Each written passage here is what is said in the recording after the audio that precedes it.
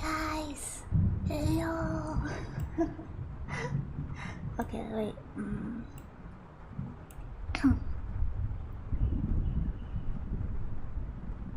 Testing. Hey. Alright. I'm trying to like talk pretty close to the mic, so let me adjust the volume a little bit.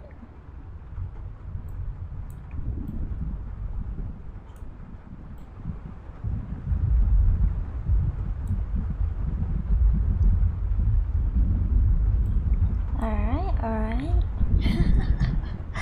How's you guys? Hey.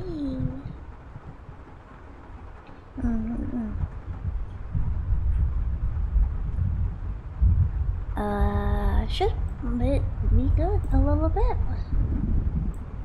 Alright, okay. How you like it? You know?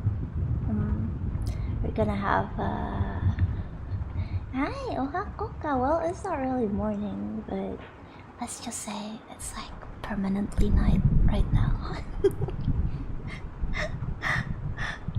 Yeah. Well, pardon the cat intrusion.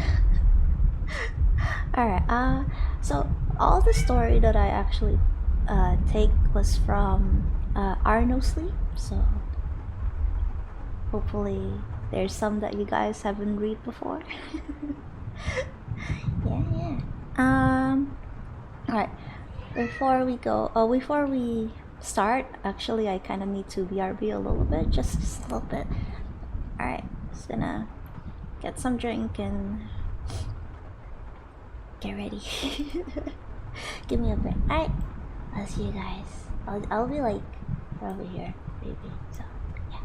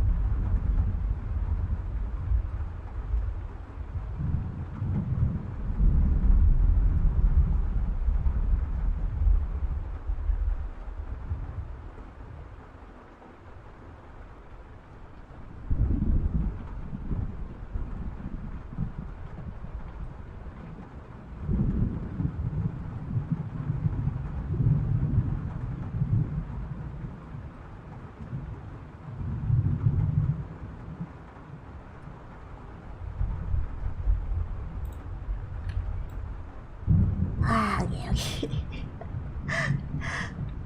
I'm back. She wiggles. Don't say I'm wiggling. Come on now.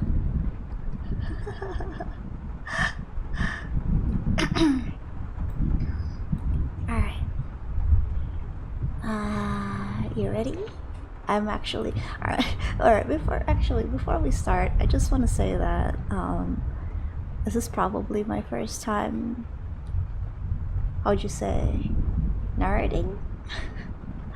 And trying to talk kinda like really whispery and quiet. So I apologize for some mistakes that I will make along the way, but I hope you'll enjoy it nonetheless. Okay.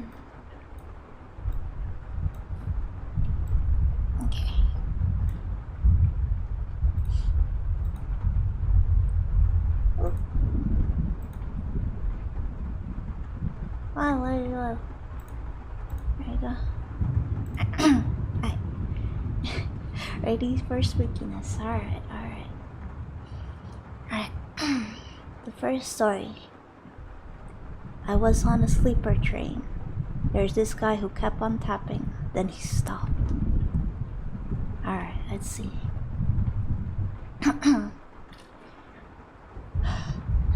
Sorry, I got nervous. I sat back, intrigued. He was tapping at the corners of the table. Left, right, left, right, left, right, left, right, and perfectly spaced intervals. It was almost hypnotic. It wouldn't have caught my notice if not for the look of utter concentration and anxiety on his face as he tapped carefully with the 2 fingers of each hand on each corner. I put on my shades on so that I could observe undetected. I'd bought mirrored shades just for these reasons. I'm not a creep. I just like to watch what others do. The quirks they have, and the little details in their actions. I mean, you kind of are. Okay, I just realized that still sounds kind of creepy. Well, it's people watching anyway, and nothing more I find human behaviors fascinating. The door to the train carriage slid open, and the noise of the tracks and buzz of the conversation crowded in. I looked at the passenger opposite of me, still dedicatedly tapping on the table's corner. Sorry. But now with an increase in the intensity of his frown. Man. He's so agitated.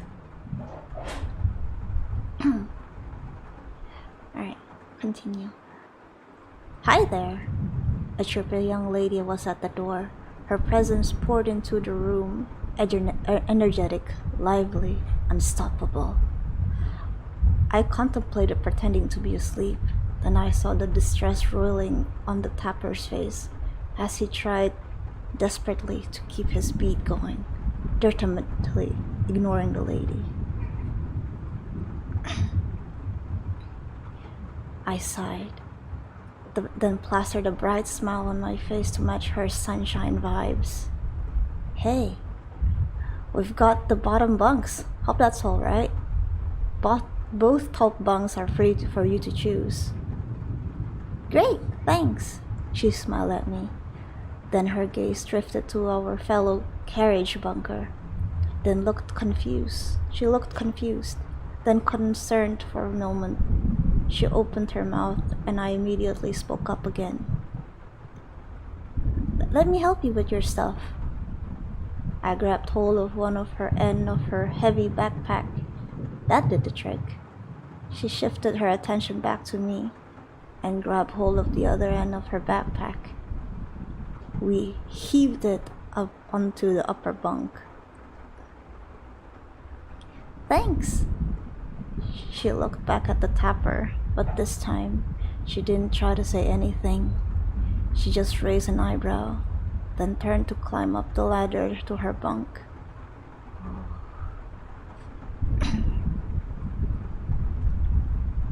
I looked back at the tapper. He was now saying some words timed to the taps, each word spat out with a tap, in a curt, almost frantic manner. I couldn't help it. I wanted to look away, leave the carriage, give him some space to do whatever it was he needed to do. But I was getting really curious about the tense word he was expelling under his breath. So instead, I shifted from my comfortable space at the end of my bunk and sat at the table opposite of him. I put my head down on my side of the table and pretended to take a nap. I could now make out some of the words. Do, not, never. I couldn't tell what of the rest of the words were.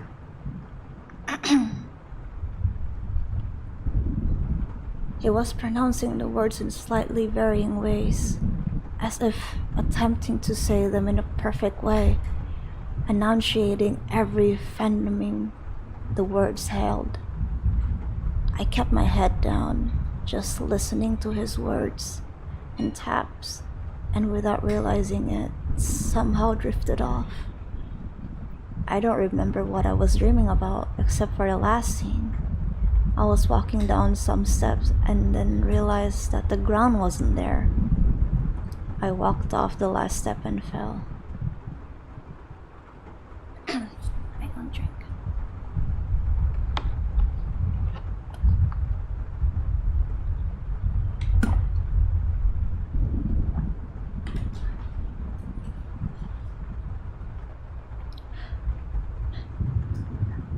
I jerked awake. I must have startled him. He stopped his tapping. He looked at me, as if registering my presence for the first time.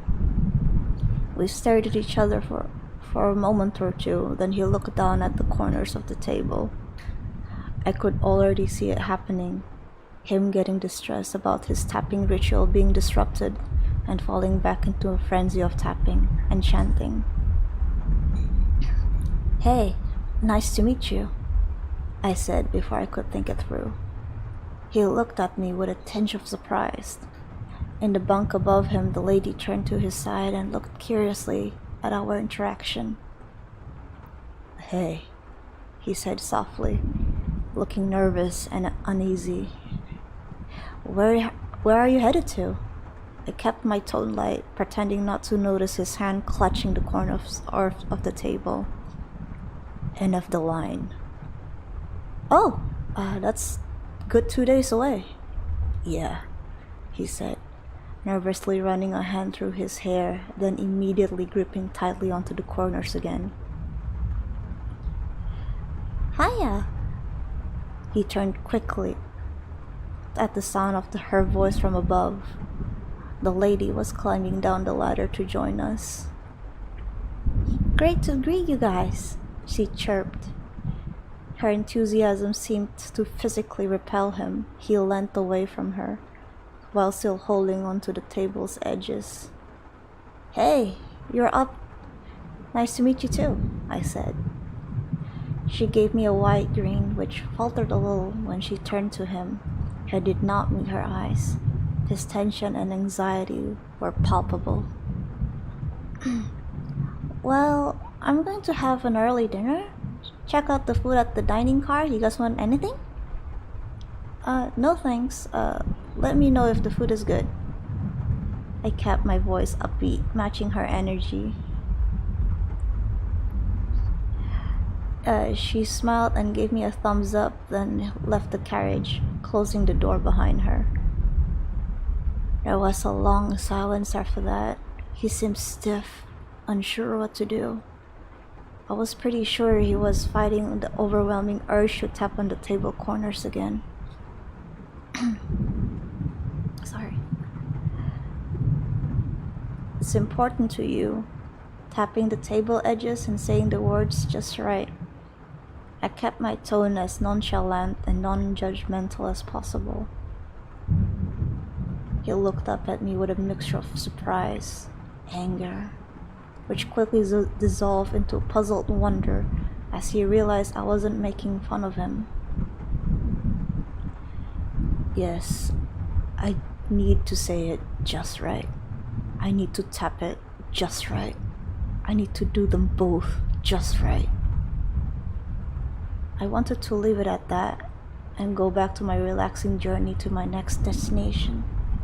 It was, after all, a year-long break for me, my epic vacation.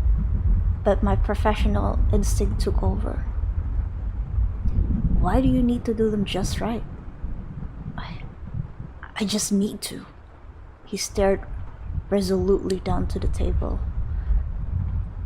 What would happen if you didn't do them just right?" He seemed discomfited by the very thought. He shook his head. "That's not okay. You won't be good." What if you didn't do them at all?" I could almost swear I saw the color drain from his face. Bad things would happen." What kind of bad things?" "I don't know, just bad things. Very bad things, I know it." I nodded.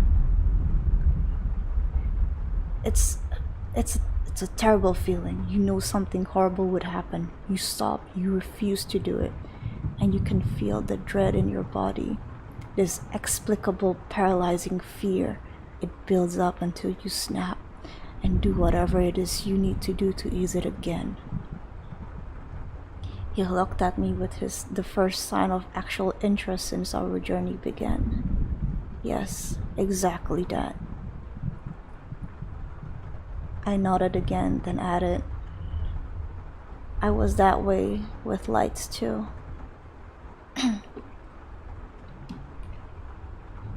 Let me get a drink again.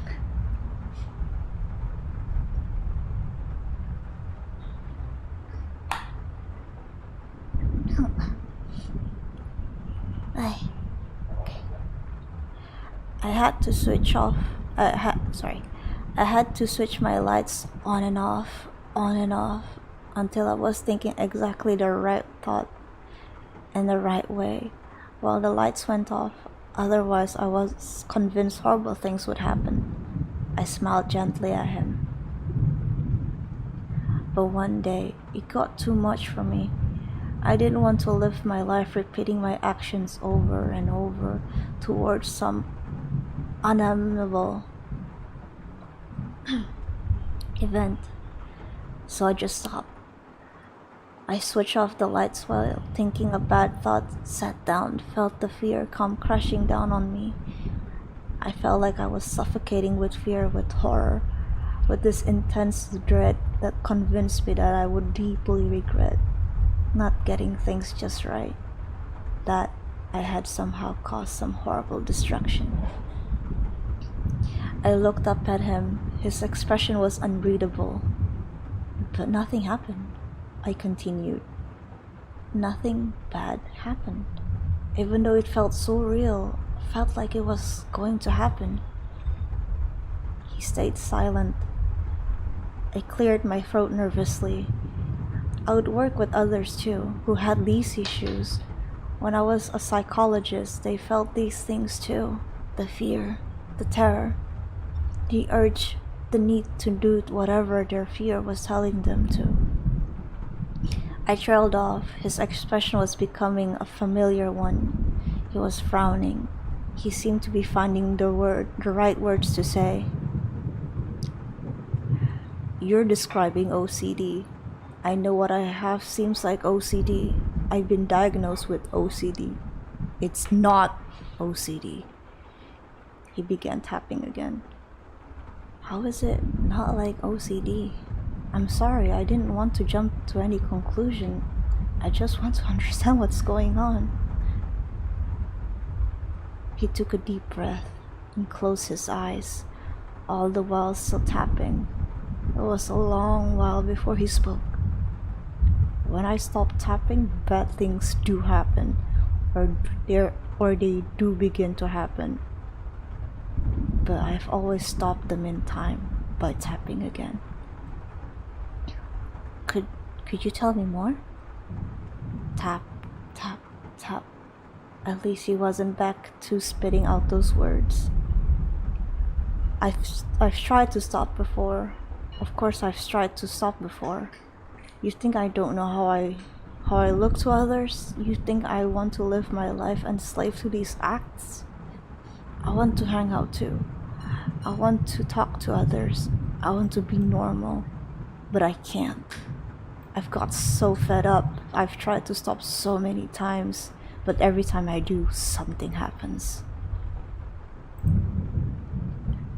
I didn't speak, just waited him for continue. Weird things happen, strange things I can't explain. His breathing was quickening. He was obviously terrified by his recall of the past. I tried it once at home when I was still a student. I fought it when the urge came, when the fear hit me, and I knew it was time for me to tap again. I knew I needed to do it. I tapped for a bit on the side of my bed, then I stopped. It felt wrong, all sort of wrong. I felt terrified, but I refused to tap anyway. Then the room started creaking. The floorboards did, my cupboard, my desk, everything was creaking. Then my textbook fell off the table. I had to start tapping again. Something horrible was going to happen. I knew it. I started tapping again, and it all stopped. I kept my face neutral, unassuming. I nodded. I tried another time. When I was dating this girl and I just wanted to be normal, to have a proper relationship, to not have to run away to do stupid rituals when the urge hits. Then we started hearing footsteps. We didn't know where they came from, just footsteps near us, though there was no one else.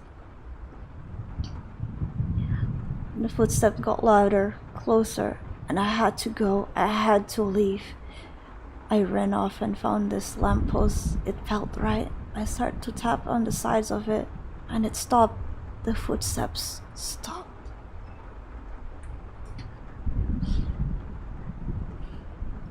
I was starting to feel a little bit unnerved. That must have been terrifying. It was tough enough for me to stop. Having those things happen, it must have... No wonder you couldn't stop. My words seemed to hit him hard. He started blinking away tears. It was really tough. I wanted to stop. I want so badly to stop. I want everything to go away. I want to be normal. I want to be free. I want to be able to have a conversation with my train mates. I want to walk to the dining car, have a meal, and not be stared like a freak. The tears kept spilling from his eyes. I felt a tingling, salty sensation at the back of my throat, and a heavy pull on my heart. Do you want to try? Here? With me? We could face it together.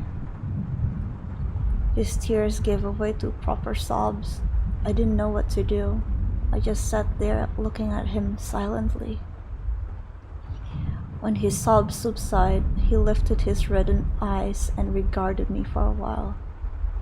I do want to try. Please.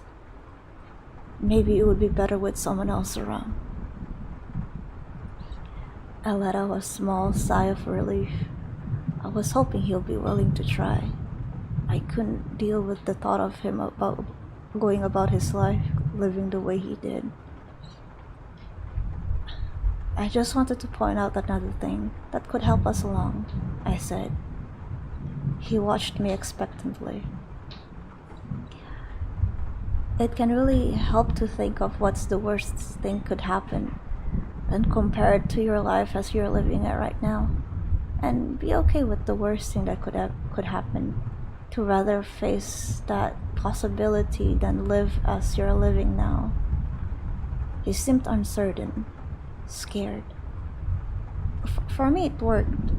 I thought, well, the worst that could have happened would have probably been someone dying, the world ending, severe injuries and whatnot.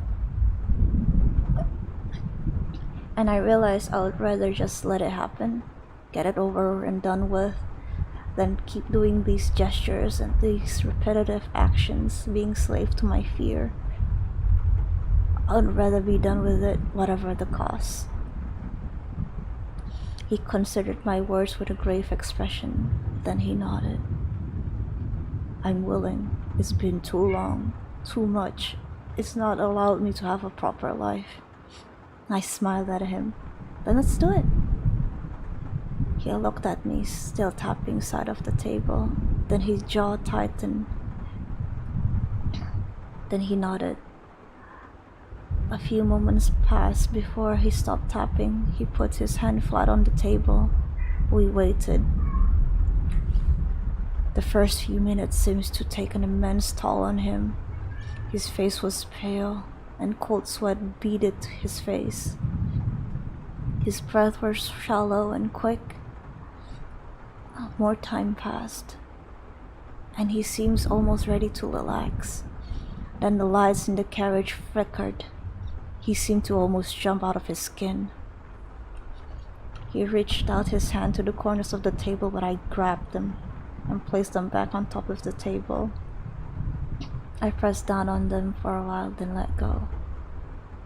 He had to do this by himself.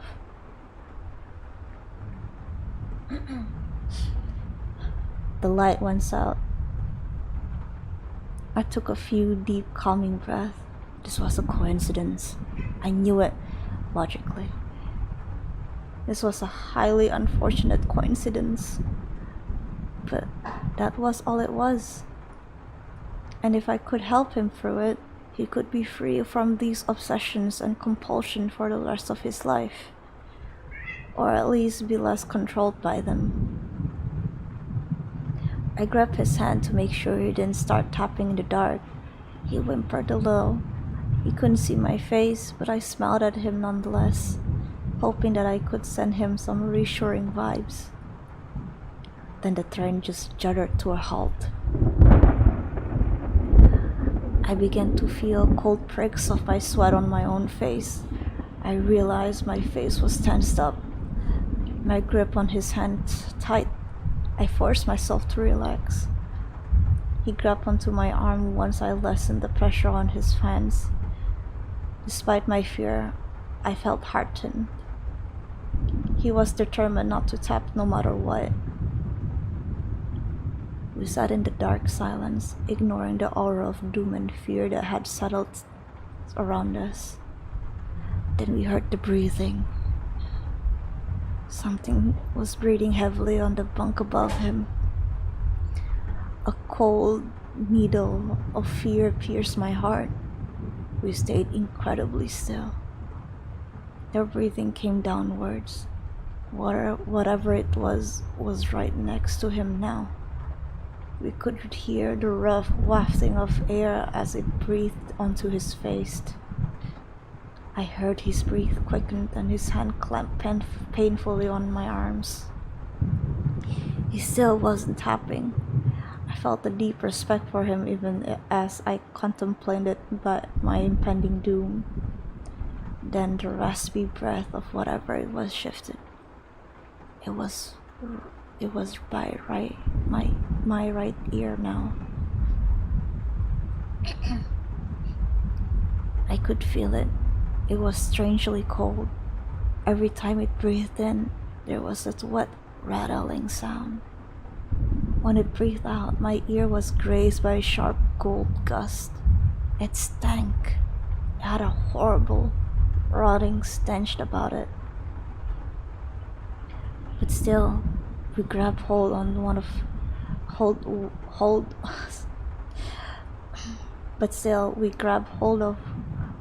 one other's arms, refusing to let go, refusing to tap. I don't know what came over us, what made us so emboldened as to continue resisting despite the insane things going on in our carriage. That was a mistake. It was cold, mocking voice slithered into the quiet of our carriage. You will suffer. I was beyond convinced at this point that it was anything related to OCD. Are you willing to pay the price for your insolence? It hissed. Do you accept credit cards? The words slipped out of my mouth before I could stop it. My blood froze in my veins as the possible repercussion of my stupidity struck me. Then the carriage was flooded with light. The lady was back, our savior. Hey guys, the food was great. She took in the scene of us clasping each other's arms in death grips.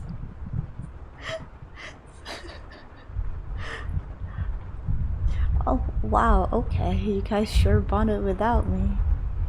The cold, heavy air began to disperse. A light whisper caressed my ears.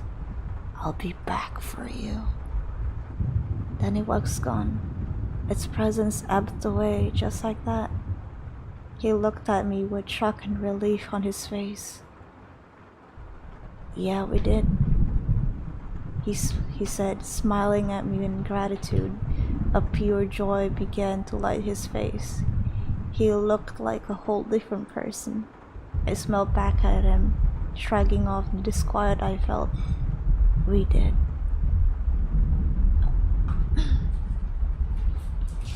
Oh. Not gonna lie, that credit card part just had me. I was surprised.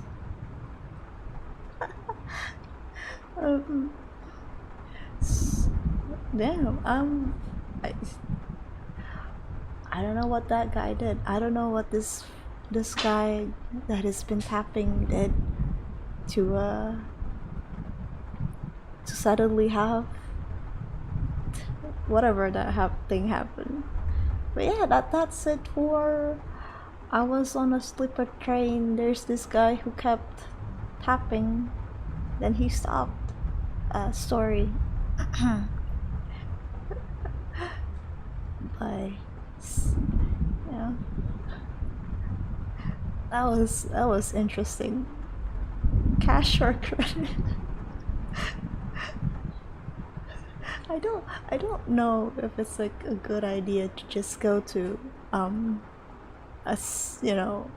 whatever monster or ghost you see and just say, hey,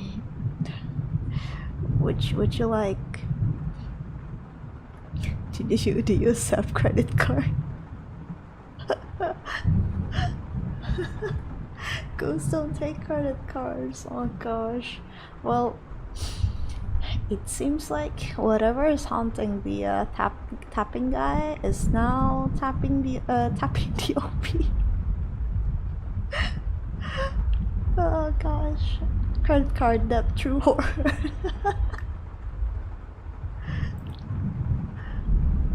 And I wouldn't like it.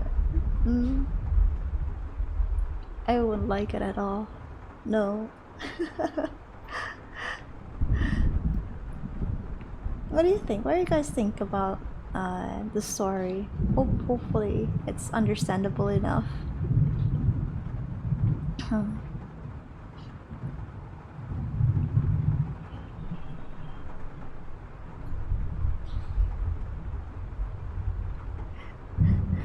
Alright, let me take a breather. That was something. Man, I never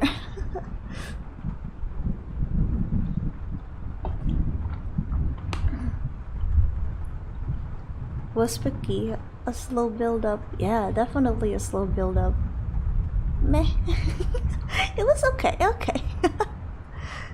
Understandable. It wasn't, you know, it was creepy. It was pretty creepy. I came back halfway through, so I didn't know what's going on. Well, all you need to know is ghosts do not accept credit cards. That's how it is. They don't take your credit cards. There's like a lot of things I need to pay attention to if I'm trying to do like quiet voice stuff. I don't know. Am I too loud? Should I whisper? Should I whisper instead? Should I whisper instead? Or you know, whatever I've been doing is okay. Oh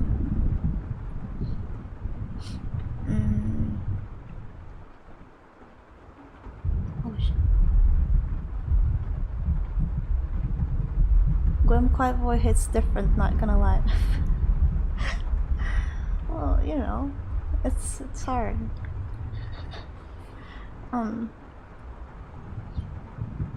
Oh gosh.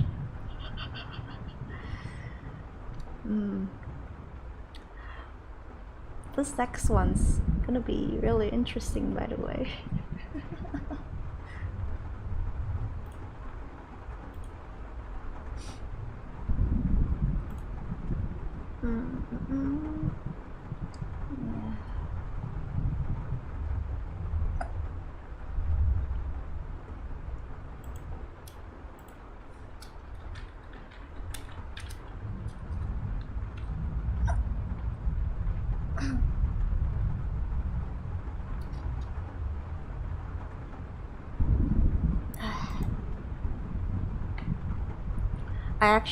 Yeah. I tried to practice last night. And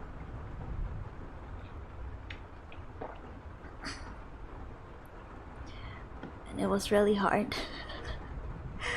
Oh yeah, I forgot to let you guys know that when I'm reading the story, I won't be able to read chat, but I'll read them one after I'm done. So feel free to, you know, spam chat. Not spam, I mean, you know. Feel free to keep chatting and reacting to the story. I will read them when I'm done. I like your quiet, calm voice. Aw, thank you. I guess it's like really different, huh? Me just screaming and yelling usually.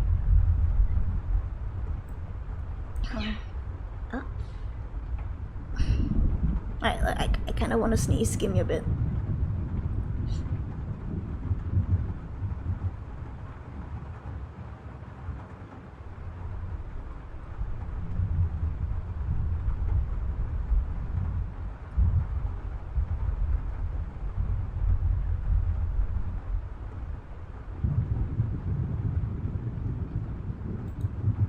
It's not coming out, but I don't know when it's gonna happen.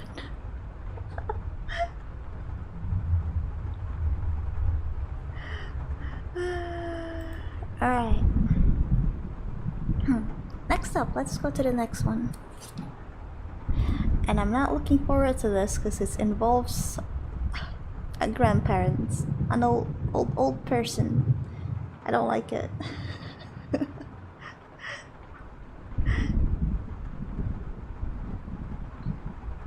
Yeah, it's okay to feel fully immersed into the story. Yeah, I wanna focus on reading it to you guys, and then we can talk about it right after.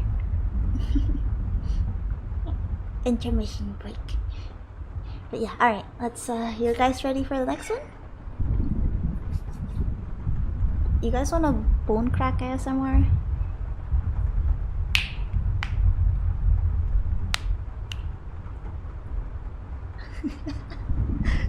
There you go. You scared of old people? There's something scary about them, alright? Something about the extreme age. Young and old are scary. Just saying. Alright, alright. Second story. My job is reading grandma. Oh. Alright. Reading grandma it is. When I was 12, my father sat me down at the kitchen table and explained to me that his older brother, Lance, had been killed in a terrible accident. Lance had been caring for my grandmother, and now that he's gone, she was our responsibility. We had to move right away. I knew I should have felt sad for my father's loss, but all I could think of was how I was being forced to leave my school and my friends for some miserable old lady I've never met. Rude. It wasn't fair. Rude. I didn't speak to my parents for the entire ride to our new home, but they seemed oddly relieved by that. My father drove in white-knuckled silence. My mother clutched her forehead and looked out the window at the gusting leaves and dreary skies of our new Midwestern home. The house where Uncle Lance had lived with Granny was two-storied, 19th century farmhouse surrounded by a stone fence and wizened old trees. I was reluctantly impressed by how crown-modeled ceilings, antique furnitures, and aristocratic charm of the place. Living here, I thought, would be like living in a museum. I was afraid to touch anything at first, but as soon as I found myself testing the winch leather armchairs, rooting through shelves full of old books with strange titles, and exploring the second floor, I'd forgotten all about the move, my friends, and even the old woman we've supposedly come here to take care of, until I was halted by the first closed door I found in the house so far.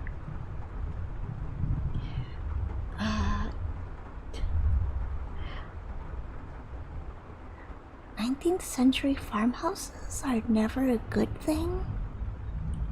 Just saying. Right, continuing. I swear I heard breathing on the other side. Some instinct made me back up quietly down the hallway and return to the living room where my parents sat exhausted on the heaps of boxes.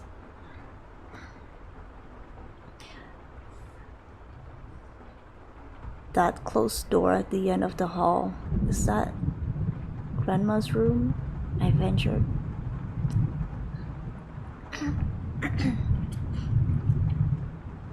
Honey, my mother replied, glowing pale. You didn't go in there, did you? No, I was just looking around. As I stood twisting my foot on the huge oriental rug, my father kneeled down in front of me. It's very, very important that you never go into Grandma's room without permission. No matter what you hear or think you see, that door stays locked. Understand? He warned. I understand, I muttered, but I don't get why it's such a big deal.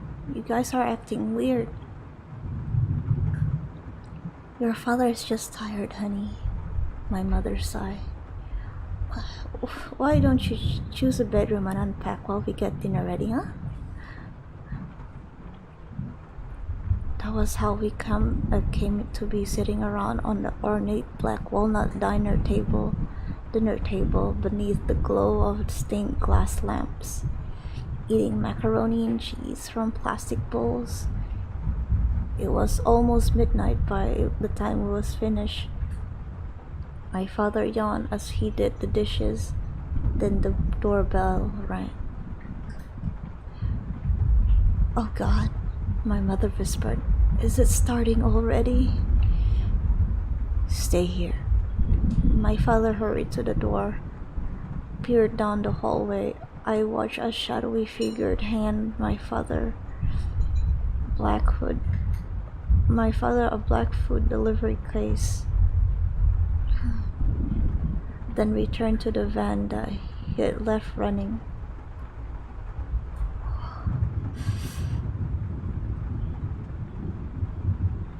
Then my father was rushing the case upstairs like it burned him, a look of disgust on his face. My mother and I listened silently to the creaking footsteps, the jingling of keys, and the groan of a door opening. Oh, is that for Grandma? My father came back downstairs a few minutes later, looking drained.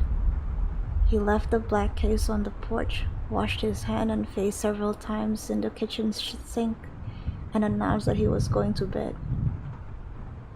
I didn't know it at the time, but that was to be our nightly routine from then on. Oh, alright, sure. It's not that I wasn't curious about the grandmother I've never met. It was just that I had too many other things on my mind. New school, new friends, a new town to explore.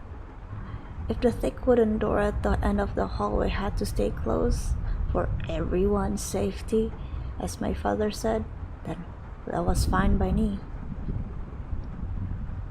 It didn't affect my life at all, or so I thought. We'd only been in our new home for a few nights when we started to hear scurrying in the walls. Although the house was spotlessly clean and well cared for, it wasn't surprising that the old place was host to some wildlife. It freaked me out It freaked me out at first. That scuffling sound that seems to come from everywhere and nowhere at once. I would lay awake, my eyes scanning the patterned wallpaper, wondering if the creatures on the other side were finally about to claw their way through. My father tried traps and poison, but nothing worked. In time, we simply got used to it. That's why I wonder if it was the silence that woke me up at night. That night, or the warm weight I felt on my chest.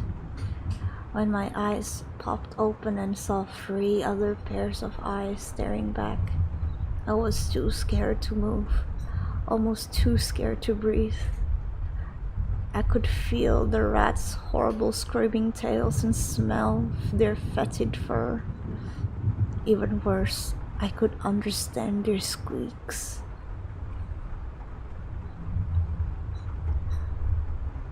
Why don't you open the door, sweetie? Grandma's waiting. I screamed, The rat scampered off as lights flickered on my parents, and my parents rushed into my room. They seemed relieved that it had only been rats. The invaders left after that, and I soon managed to convince myself that I dreamed the whole thing. As time went on, though, the signs become harder to ignore. If I left a pen on top of my homework while I went to get a drink of water, I'd find "Come upstairs" scrawled across the page when I got back. If I look into the mirror while I brush my teeth, sometimes my reflection would stop brushing and gesture eagerly towards the door at the end of the hall, a freakishly wide smile on its face. Strange smells and sounds came from the room at the end of the hall. If I was hungry, it was baking cookies or roasting meats. If I was thinking about a boy I liked from school, I would hear his voice just on the other side of the door.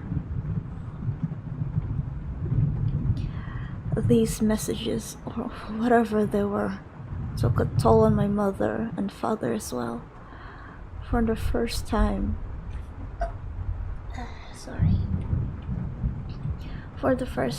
money didn't seem to be a problem for our family.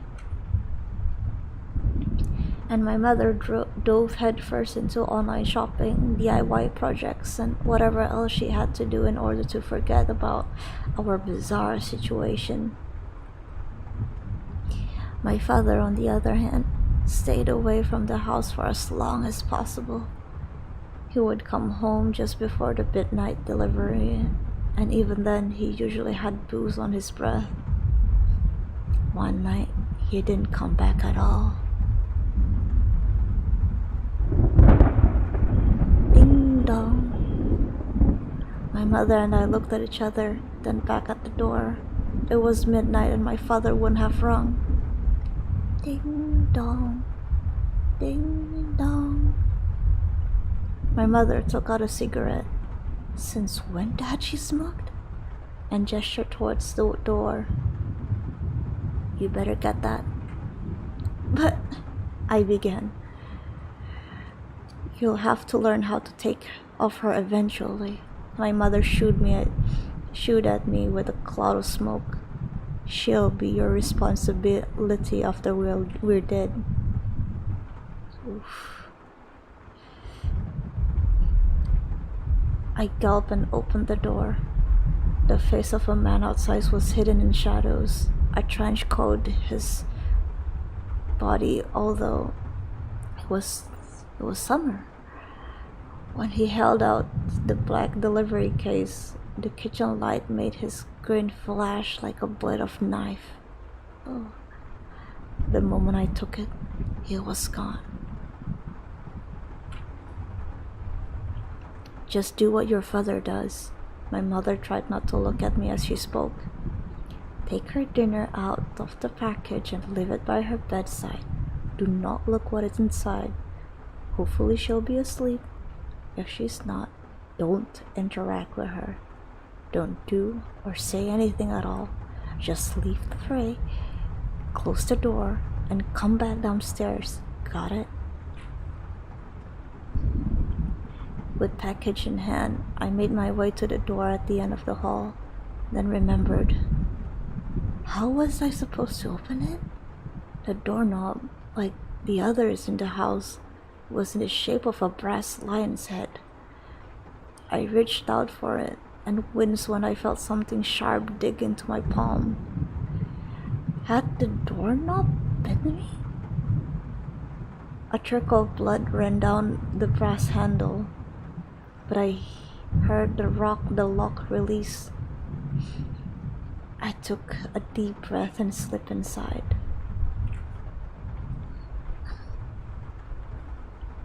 Arthur? A wizened voice called out my father's name. Is that you? I would have expected something out of the nursing home.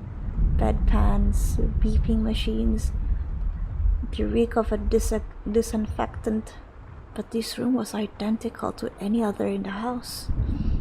The same carved bookshelves, ornate rugs, colored glass lamps, and cozy armchair where an old lady waited expectantly.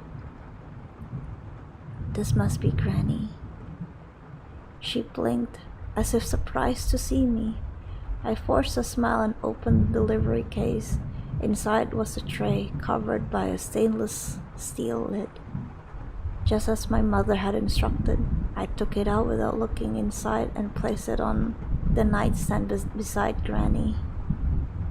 Oh? Granny cocked her head. You must be Arthur's daughter. It's wonderful to meet you at last. Won't you stay and have a cup of tea? I get so lonely up here, and it would be ever so nice to hear a new voice for a change. My smile became a grimace, but I followed my mother's order. I backed out of the room with a case in my hand and let the door snap shut behind me. My heart was full of doubt as I walked downstairs. Why on earth had my parents locked up this sweet old lady?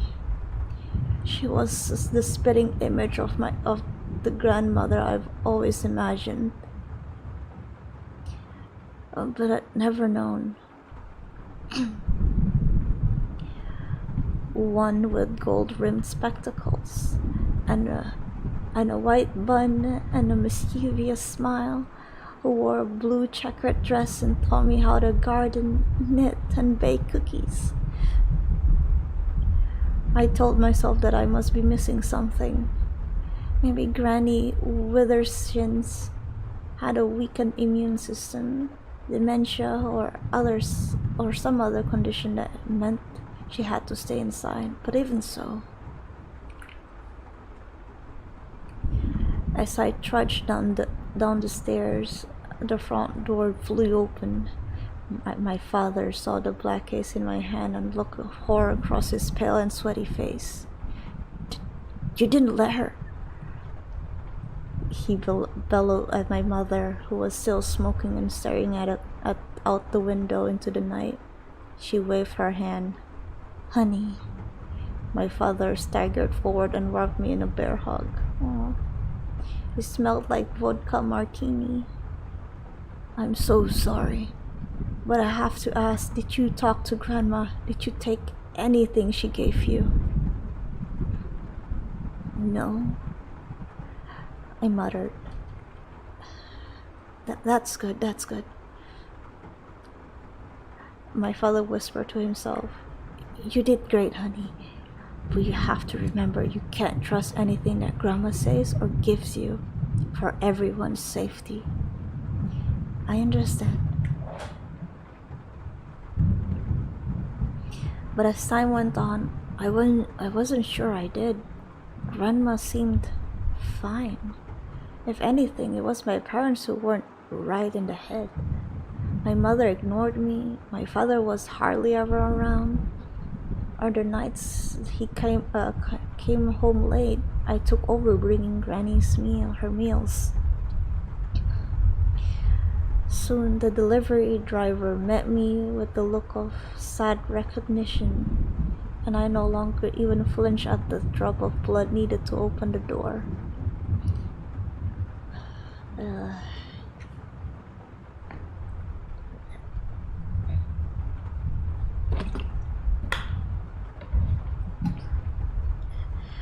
I found ways to learn about Granny without explicitly going against my parents' instruction. Listening at the door, for example. When Granny ate the whatever it was under the metal cover, she did it so with gusto. It was like listening to a pack of hyenas ripping apart a carcass. Sometimes she would sing or play music, or call to me in a sad, sing-songy voice. In the end, of course, I cracked, like I suppose my father did, and my Uncle Lance, and every member of my family going back who knows how many generations. It was a rainy, miserable Saturday. My new friends had promised me to invite me to hang out that weekend, but not one of them even bothered to call. I spent the day wandering through the empty rooms like a ghost until a hot rage began to boil into my chest. Enough is enough. I opened the door to Granny's room. That's not a good idea. Oh, back so soon? She asked. I'll put the kettle on. Have a sweetie. That she did. Using a little hot plate hidden away on a bookshelf, I lowered myself into an armchair, buzzing with questions. Where did Grandma sleep? Where did she go to the bathroom? What did she do all day up here? None of them were exactly polite topics of conversation, though, and I was relieved when Granny set a steaming saucer of tea in front of me and asked me what was wrong. I hesitated. This was my last chance to keep the promise I would make to my parents by not talking to Granny, but I was fed up with promises and secrets. Fed up with this boring Midwestern town, my stupid classmate, my whole dumb life. Bring it on. What was the worst that could happen? Everything, I answered. Everything is wrong. The sky didn't fall. Granny didn't suddenly attack me for speaking. Everything was just like before. My grandmother observed me over her glasses as she took a deep draught of tea. I did the same. It tasted of herbs and pure relief, and before I knew it, I was describing how much I would lost by moving here. My parents' strange behavior, my struggles to fit in at school, and other more private things that I would never told anyone. Not even my best friend who was now so far away. The more I drank, the more I talked. Granny asked a question to steer this conversation here or there, but mostly she did something no one had done for me before, in what felt in years. She just listened. I don't know. I don't think I stopped until I literally ran out of words and the sun outside Granny's window was about to set.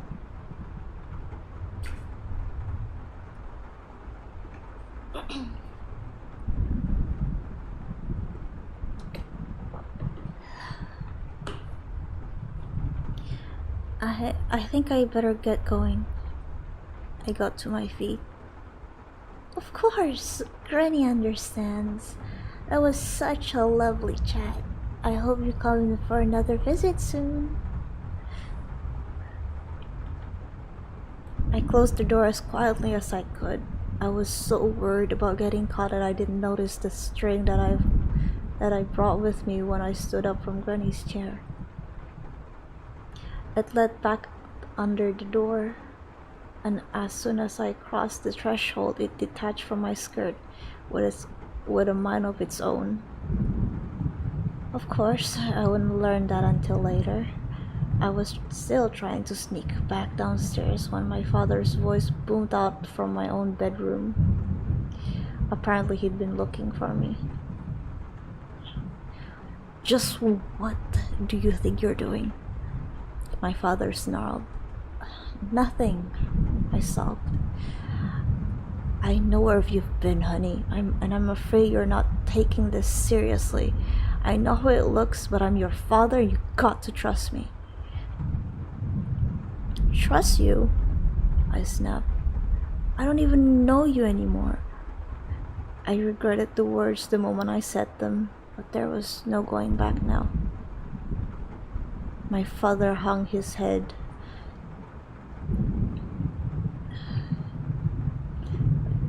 This is for your own good. My father stood up to leave my room. You might hate me now, but at least you'll be around to thank me later. You're grounded for the rest of the month. Home, school, and that's it. No friends, no games, and no more visits with grandma. Yikes. It couldn't have come at the worst time. That same evening, one of my classmates called to invite me to a pool party the next weekend. It was obviously going to be a big event of the year, and everyone would be there except me. I stalked irritably from room to room with nothing to alleviate the boredom and anger. Little did I know that Granny's thread was off weaving a story of its own. I woke up that night to find something tugging on my bed sheets. I pushed myself up nervously, weary of the rats. It was a doll, a dirty, old, one-eyed thing with a recorder inside that I've forgotten about. The doll looked up to me with its single plastic eye and opened its mouth to play a new recording.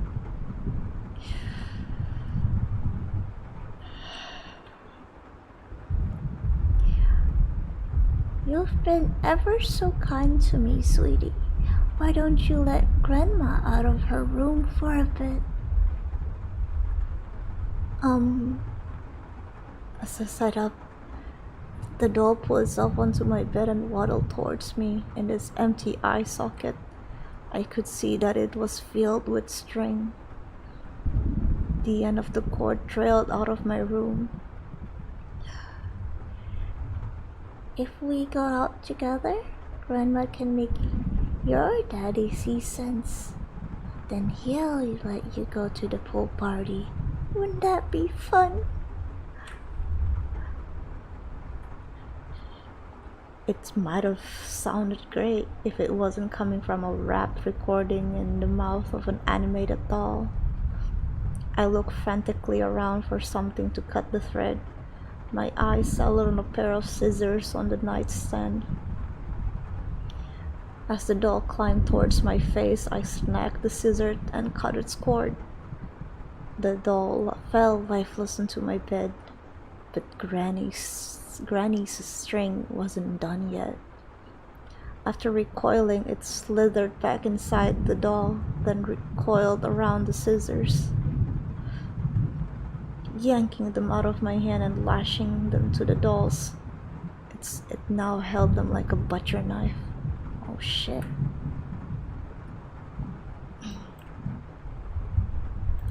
I kicked the doll away, but like a horrible plastic spider, it scrambled back on top of me. The scissor blade stopped an inch from my eyeball as the babyish voice issued an ultimatum. If you let Grandma out, you can keep your eyes.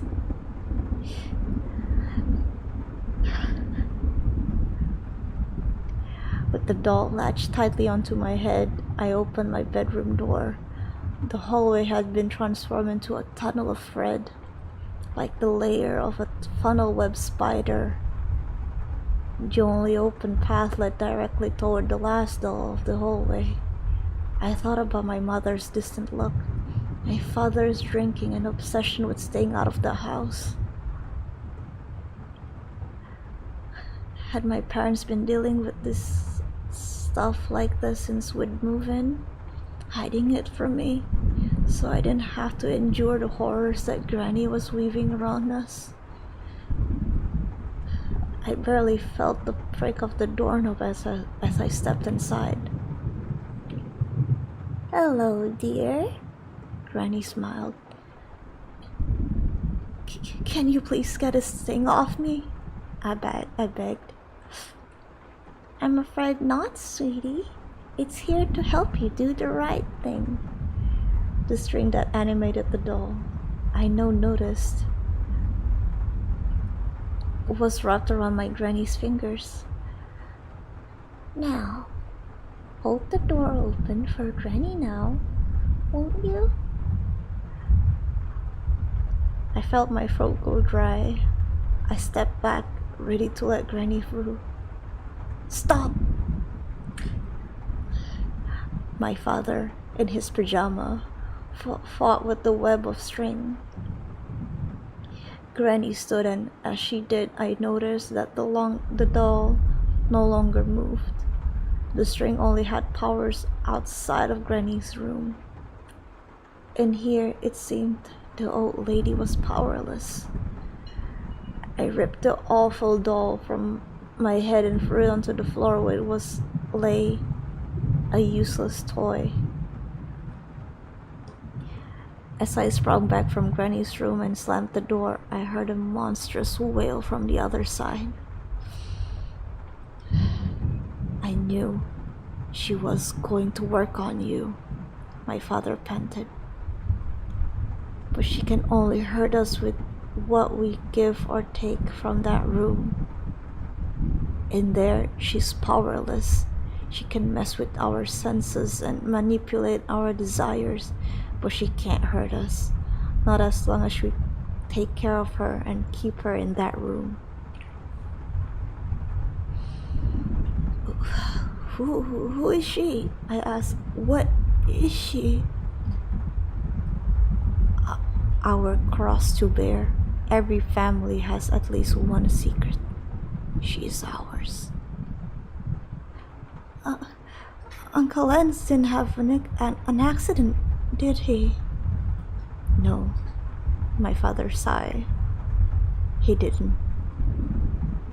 Arthur, my mother cautioned. She's old enough. After this nightmare, a bit more won't hurt. I mean, sure, I guess, after what we've been through. My father led me downstairs and opened a password-protected folder on his computer. The files inside were recordings from a security camera fixed on the door at the end of the hall that I've never noticed before. I finally understood how my father knew that I would visit Granny. The file my father clicked on was titled neverforget.avi. Uncle Lance had a stroke. Your Aunt June, his wife, tried to take care of the feeding herself. She didn't know that protection against that thing only extends to our bloodline. Anyone else who goes in there. He didn't need to say more. I could see it in the grainy black and white footage on the screen. My Aunt June dribbling a few drops of her husband's blood onto the doorknob to activate it, crossing the threshold with a black case in hand, falling as her feet were swept out under her, writhing in agony, crawling at the floor as her own insides splattered around her, making the wide-eyed expression of a living being being eaten from the feet up. Her last act was to yank the door shut, trapping herself inside with Granny. Aunt June had sacrificed herself to keep that thing sealed away from one more day, just long enough to give us time to arrive and carry out our duties as caretakers. It's been over 10 years since that day, when I learned the truth and took over as caretaker. Since then, my parents had gotten divorced, and stress and fear have driven my father to an early grave. Still, I can't complain. I've gotten used to the horrific illusion and unnatural occurrence. Unlike everyone else I know, I can count on a steady balance in my bank account and won't ever need to work for a living. Still, when I walk through town with this crisp chill in the air, I look at the pretty facade of so many houses and wonder about the secrets they might be keeping. I wonder how many people I cross paths with go through life under pressure, knowing that they have to be home for a delivery at night.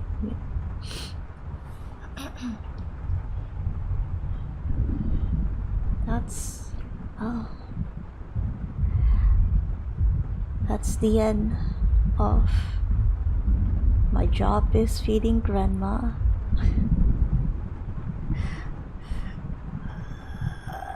I don't like that one. I told you, I fucking told you, look, you don't trust grannies, man. You just don't, you don't trust them.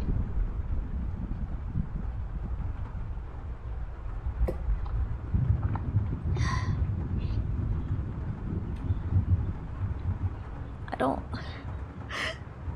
It was, yeah, this one was pretty good. This one is pretty good. It was not nice. Can I just say? I mean, the house itself, I just don't like. Granny was a witch. Yeah, apparently so. Dog damn, it was creepy. Can't trust Eldritch horrors.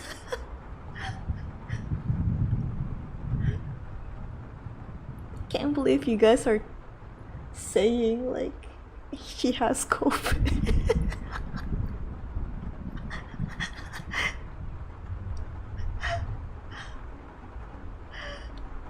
Yeah, moral of the story, old lady sussy. Yes, I fucking sussy as hell. Yep, moral of the story, don't trust creepy grandma. Right? Once you hear saying let grandma come and see you in that creepy way, just fucking eat. Just eat. Don't come back. Just fucking go.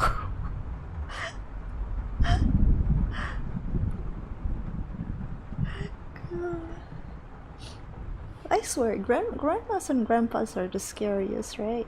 And also kids. Kids are also the scariest.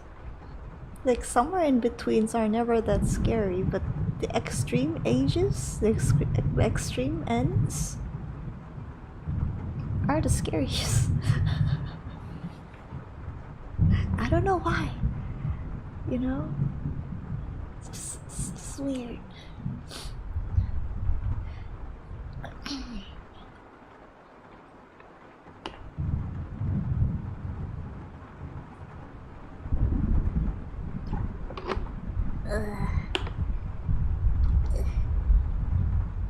Man, my throat. I feel like Granny made a mistake by using rats for the initial contact. You think so? You really think so?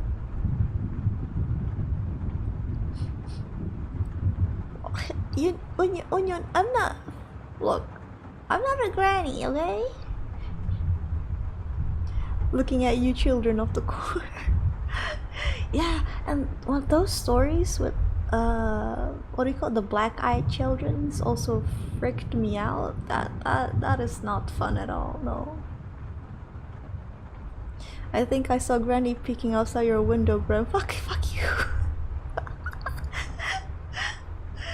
Fuck you, man. I do not like grannies. I love old people. Old people are the cutest thing, right? You would love to protect the old people, but not when they're trying to attack you, man. That's not fun. No, not at all.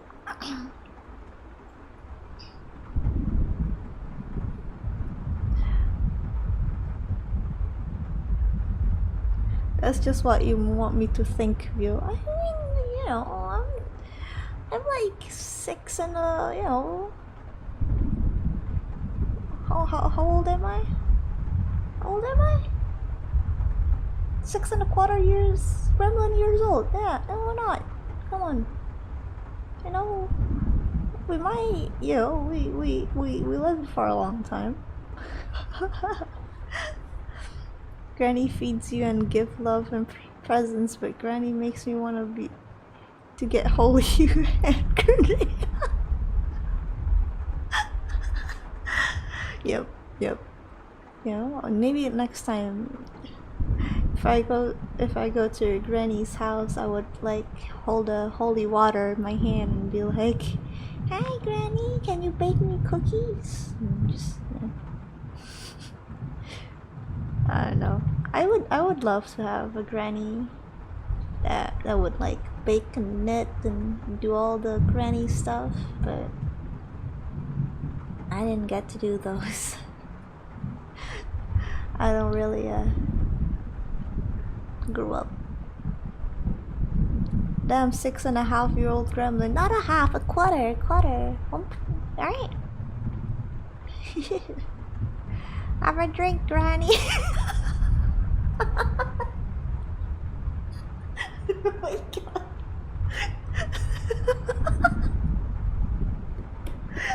Look, I wasn't thinking about splashing the goddamn holy water. I was thinking about splashing just a little bit of holy water. Maybe at the tea, maybe at the dough, maybe at the cookie batter or something. Just a little splash. Not freaking splash them to her face. What the hell? No. You gotta know something's wrong when Granny asks, "Have you been eating yet?" Eaten? Have you been eaten? What? Yep, Granny always know when they ask that. Yeah, they know. Ooh, they know. Alright, give me a little bit more to breathe out a little bit. Actually, my throat is feeling a little bit strained, so I'm gonna drink a lot more water. Man, why is it more straining talking like this than the normal strain, I wonder?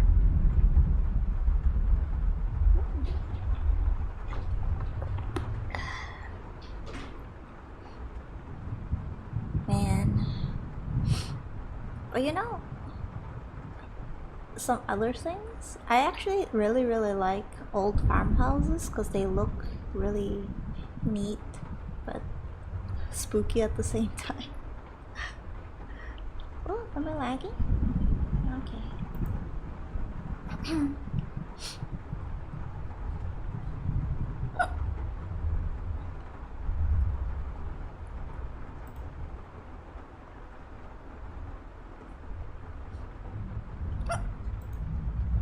Sorry.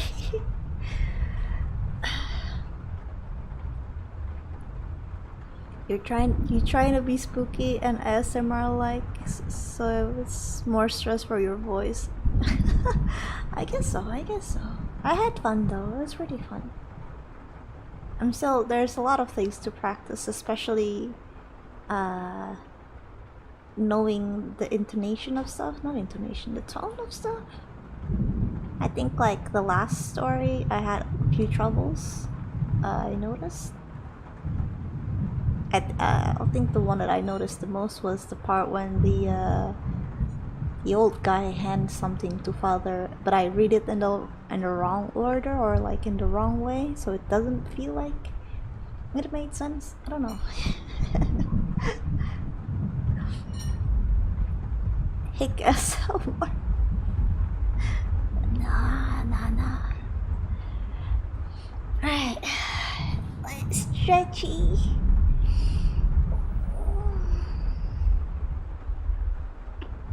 Drinky.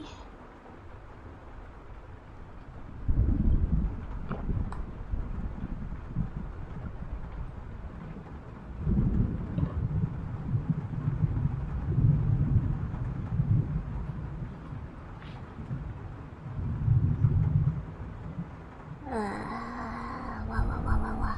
Alright. They're fun, but gotta make they're stable and not falling apart. Yeah.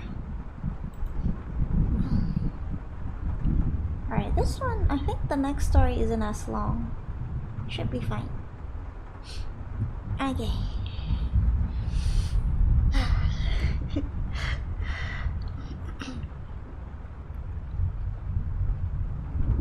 Have you recently received a black envelope in the mail? Ooh, a question mark story. Yum yum yum. Should I whisper?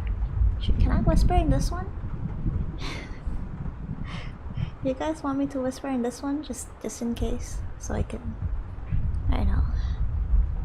Do you want me to tell your story like this, or is it gonna be hard to understand? Can you guys hear me?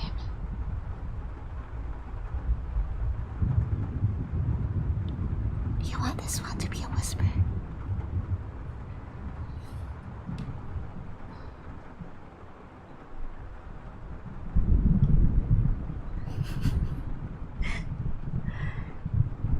I can do a whisper on this one.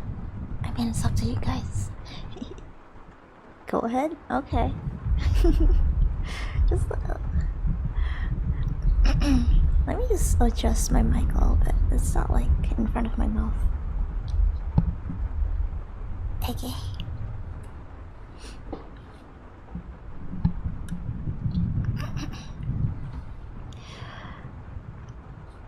I've worked for the United States Postal Service for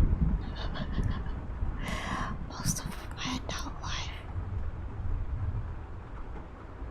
My career started 40 years ago in the sorting room, and it will end today after I post this message.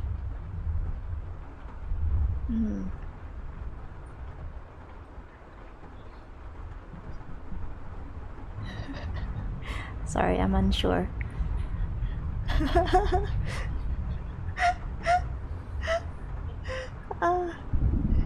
I do whisper? I don't think I. Okay. Let's try. Hard? Yeah, it's actually hard. How is it hard? How is it harder? How is it harder? I don't know. Yeah. Okay. Let's do the normal one. Let's do the normal quiet one. from the top.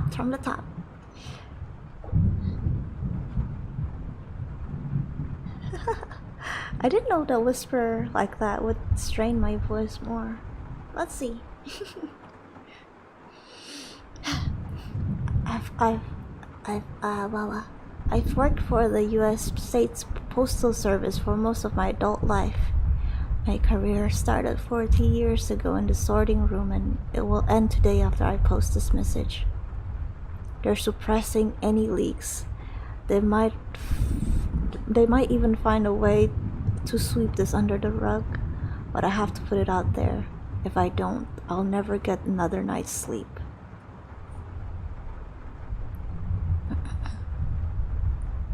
It's okay. I'm still trying to at least talk slowly in my comfortable voice, which is what you guys been hearing.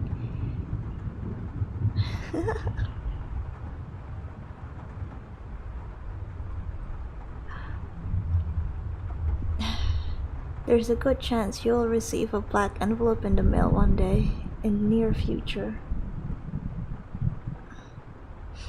If you do, please don't open it.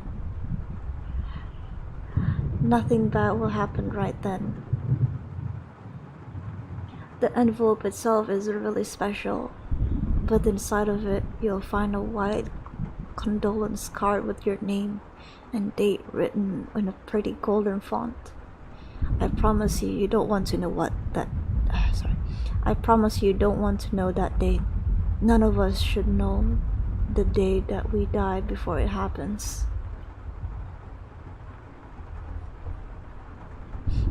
The first time I encountered a black envelope, I was in the sorting room. I remember pausing to study the paper for a moment. Beside the unusual color, it also felt different than any of the thousands of envelopes I've handled before. The paper was thick, almost porous, and slightly warm to the touch. It was heavy for how thin it was. When when my supervisor noticed what caught my attention, she pulled me into her office and shut the door. I was hoping we wouldn't see any of those this year, Diana told me, nodding for me to sit down. I still had the black envelope in my hand. The recipient's address was printed in clean white lettering on the font. There was no return address. Is this something special? I asked, trying to hand her the envelope. Diana jerked back like I offered her the unpinned hand grenade. Yes, she said. The worst kind of special. We see one of two come through every couple of years. Some folks have been working here for a decade and aren't even aware of them. Just bad luck that you found one. I felt a chill lick down my spine. Bad luck? We have an unofficial policy about those particular pieces of mail. Sort them and forget about them. Don't report them. For God's sakes, don't open them. Sort it? But there's no return address. There never is, Diana said, standing up. Now please get that thing out of my office and don't mention it to me or anyone here. Hopefully we won't see any more. We won't see any more for a long time. I did as I was told, but I couldn't get the envelope out of my mind. I remember it feeling sharp. I remember it feeling slightly damp when I sorted into the outgoing. Like it was oily, even greasy. Months passed and I managed to finally stop wincing every time a new load of mail came in for sorting. Then a little more than a year after finding my first black envelope, I found another, then another. Within the space of 6 months, I sorted a dozen of these things, always lacking return addresses, always feeling off to the touch. Diana began avoiding me. Some of my co-workers, the old hands who'd been in the mailroom since they probably used to ponies for deliveries, gave me a wide berth too. It seems I had a nasty cloud floating over me, as if I was responsible for the influx of envelopes.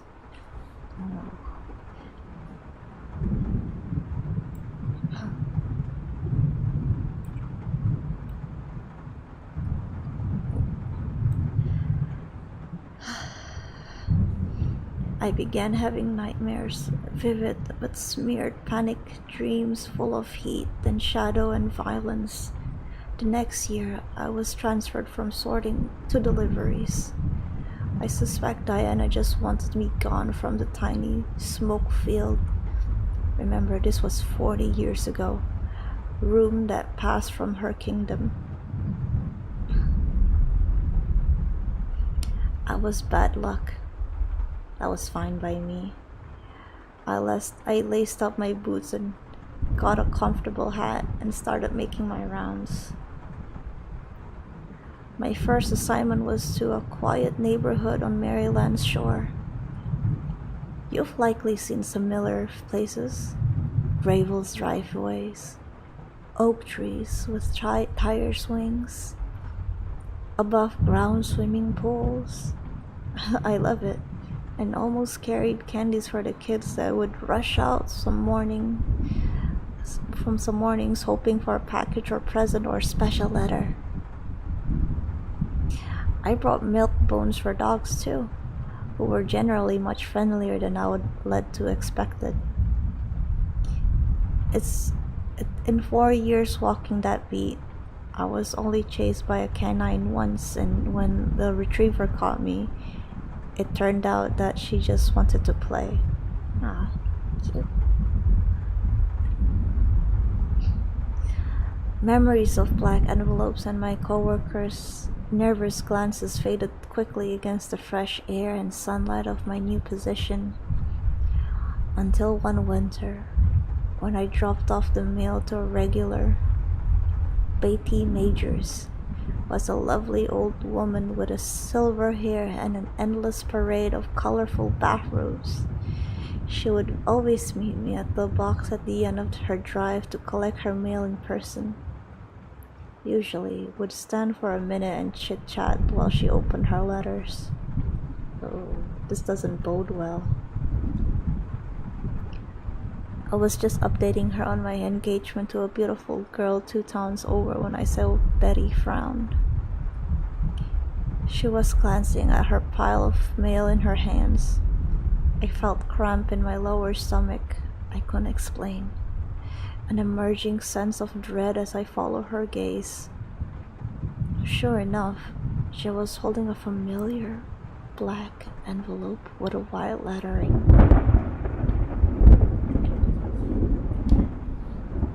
Odd, she said, carefully tearing the seal.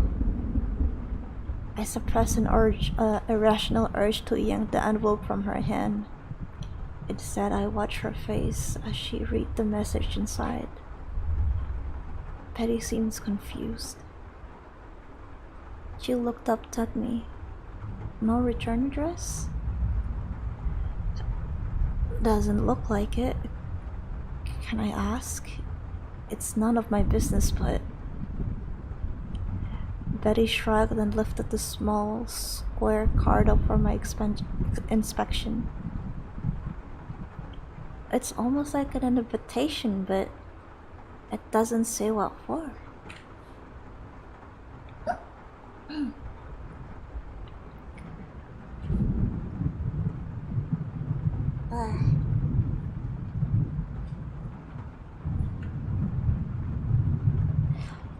Gold letters, white stock, Betty's names and a date a little more than 2 weeks in the future. That was all. I shrugged and tried to smile. It's probably for a wedding, a funeral, or a birthday party. All 3 sounds like too much work at my age, Betty giggled, already moving on to open the next letter. Well, she just opened it right there and there.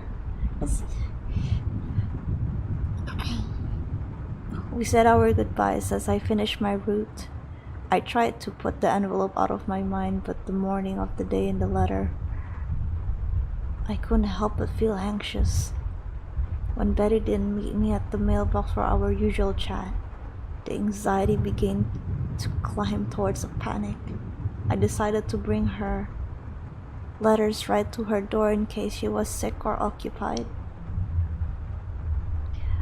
A stranger answered when I knocked, a young woman with swollen red eyes. Betty's granddaughter. My client, my friend, had passed from a stroke early that morning. Some family was visiting for the holiday and found her body just after dawn. I would only barely miss the ambulance as it took her far away.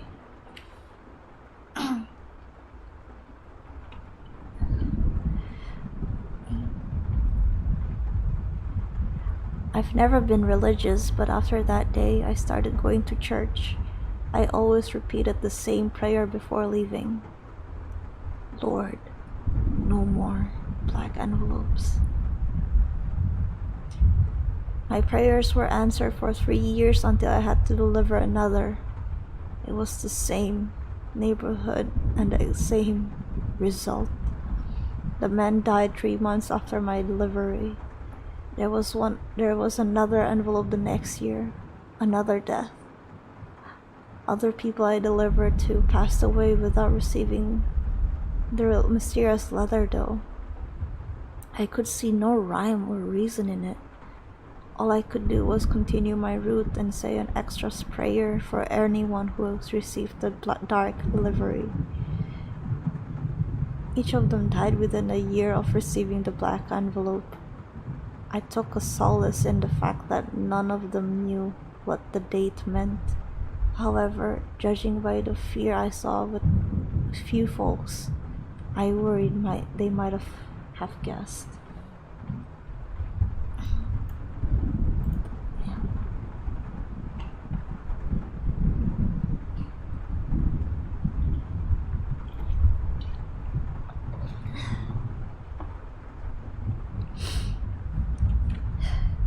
Years ticked by and I moved from deliveries to an office to an administration. I was hoping for a quiet retirement this year. Then, a few months ago, the manager of my sorting room came into my office, badly shaken. Black envelopes, dozens, hundreds, more than he'd ever seen. Not all of his staff had caught on that there was something gruesome about these deliveries, but rumors were spreading. Word came up high to slow down circulation.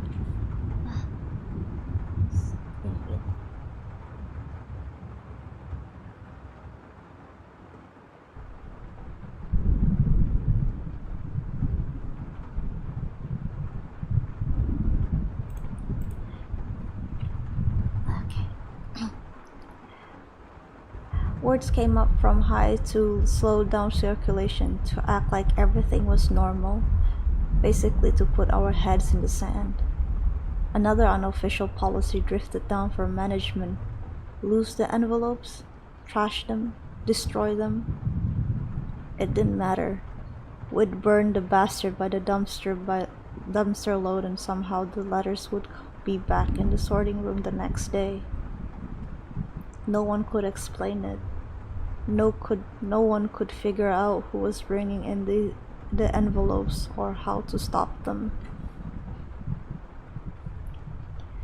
The same names and addresses would show up again and again until we finally broke down and delivered them. All of this was done in secret, as much as we could manage. I don't know how many people in the USPS have caught on. Maybe 10 perfect? Maybe fewer? My guess is the government is afraid of mass panic if word gets out. I understand that, but I'm still posting this because no matter what we do, the envelopes continue to flow. People keep opening them, and even if they aren't sure what the date means, I think it sticks with them. Turns up in their dreams, eats away at the time they have left, and makes them rot with worry. So I'm sending out this message and then I'm leaving. I'm going to try to enjoy the time I have left.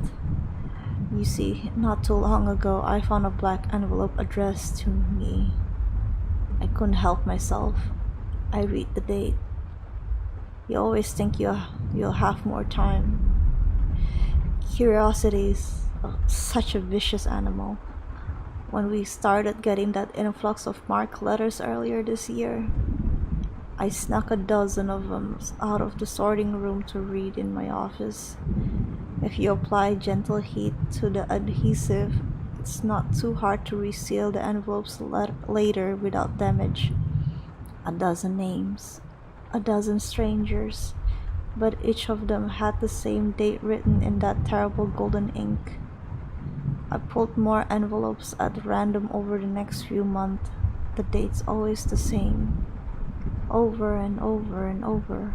Hundreds and thousands. I think something awful is coming. Oh.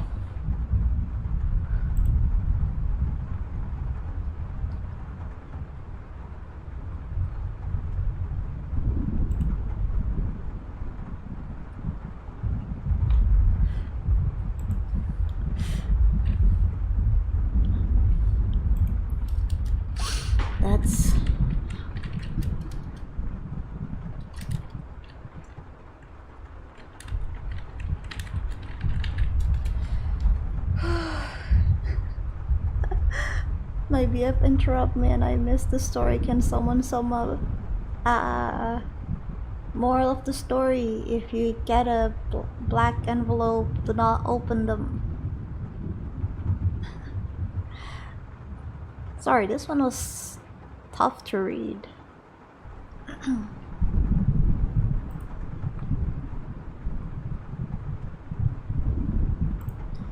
Summary: something awful is coming.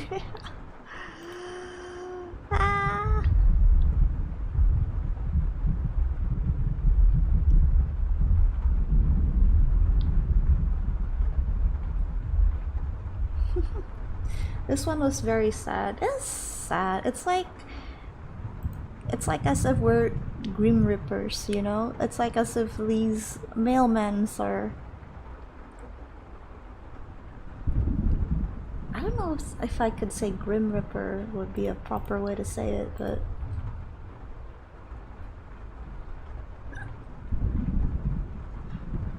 I can't look at my mailman the same way. Yes, do not open the black envelope. Do not open the black letters. If you keep getting them, just pile them. Don't open it. I guess the punchline was some sort of apocalypse. Oh my god.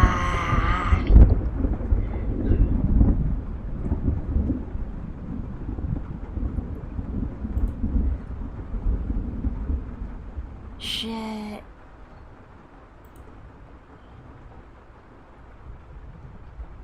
Oh, I like this. No, I like it a lot. The Grim Reaper is just playing a sick game. Yeah, imagine that. Imagine that. The Grim Reapers are doing like some sick squid game kind of a thing. What if like a Ripper world, you know, the underworld, they'd be like...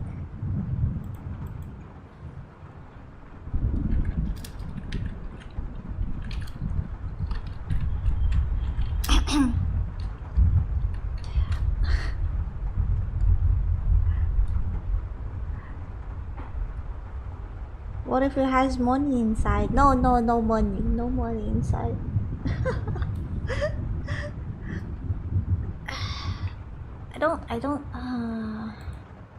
Yeah, I don't think I can do the fourth story.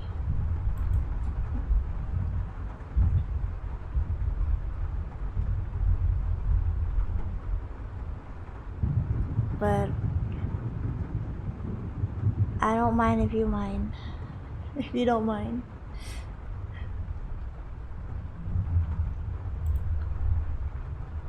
I think it's short. Let me do a scrolly. Ah, yeah. I think the second one about the granny was longer. Oh yeah, it was. Holy crap, granny.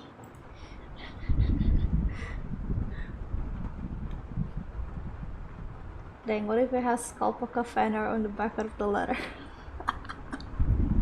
That'll be something. That was gonna be something.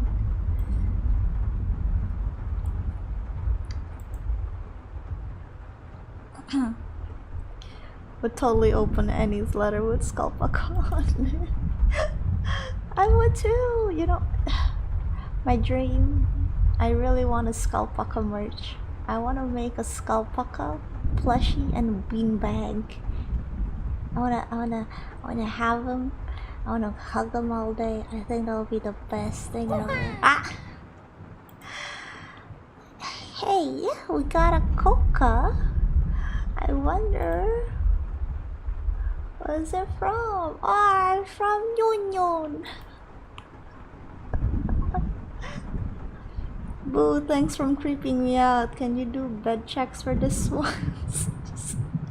Alright, I'm good. It's okay, bro. I can go to under your bed and check it for you. Alright, but you know, don't bonk me if you hear your closet opening in the middle of the night because I'm doing some routine bed checks, alright?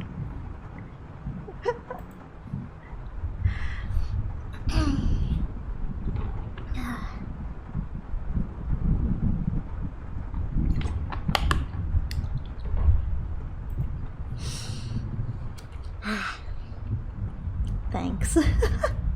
No worries. Alright. Fourth and last one. I just came back from camping and there's something very wrong with my phone. Oh no. Oh. Alright, cool. Nice. Creeping me out already. Cool. Let's get into it. I hate photos.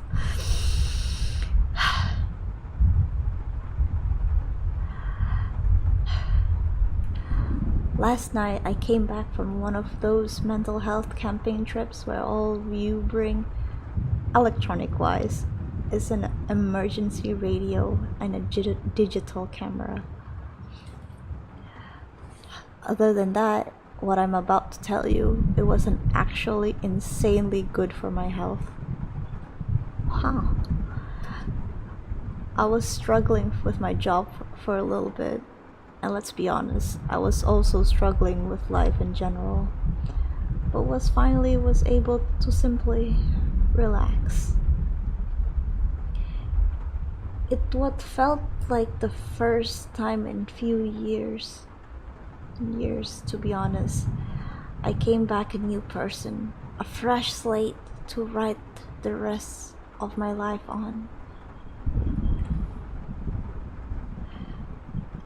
I later found out I came back in a new person in a more literal way.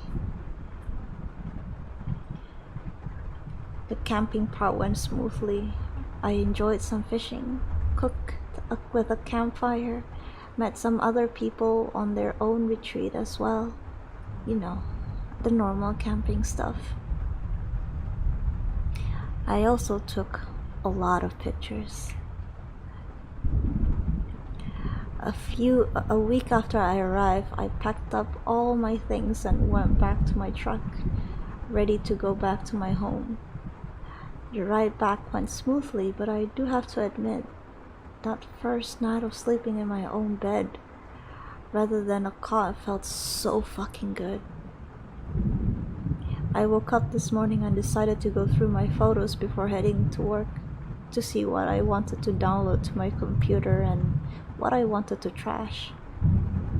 This is where things gets odd. The first picture was of me with a group of about 6 other people. I don't remember a single one of these guys. All of their faces were blurred out, like they were turning their heads swiftly right as the picture was being taken of them.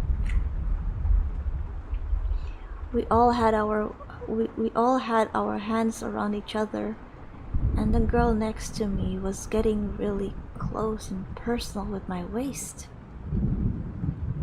But I don't remember any single one of them. This catches me off guard. I just know I went camping alone.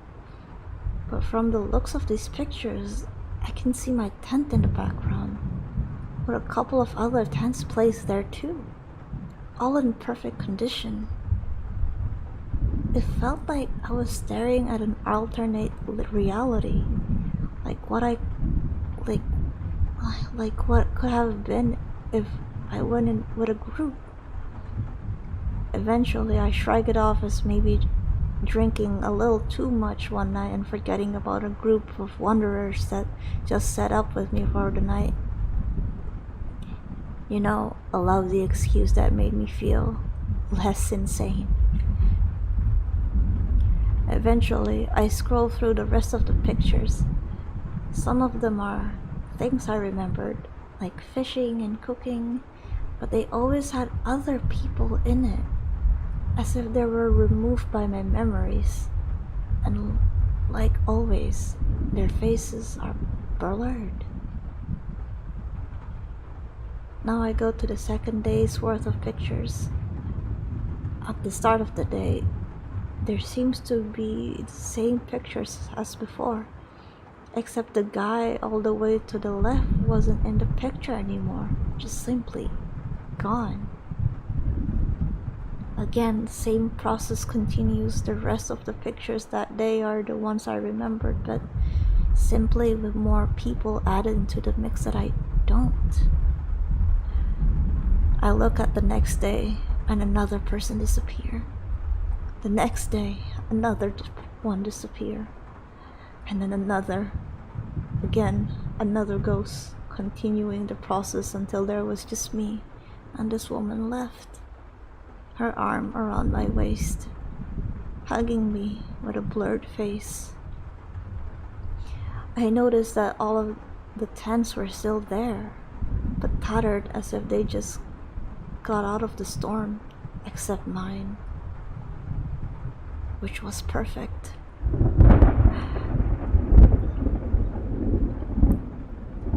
Now I am beyond freaking out, trying to make sense of what happened. Who were they? Where did they go? What is happening? Why don't I remember?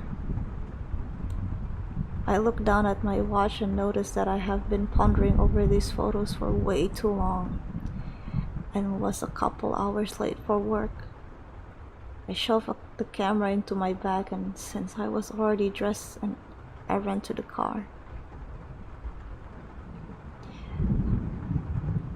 I get into the office about half an hour later, walking in disheveled. I got a few looks from one of my employees, but shrugged them off heading to my office. One of them walks up to me and asks something I don't think I'll ever forget. "Where's your wife?" My wife? Yeah, her and the rest of management? You guys all went on a retreat, and you're the first one to come back.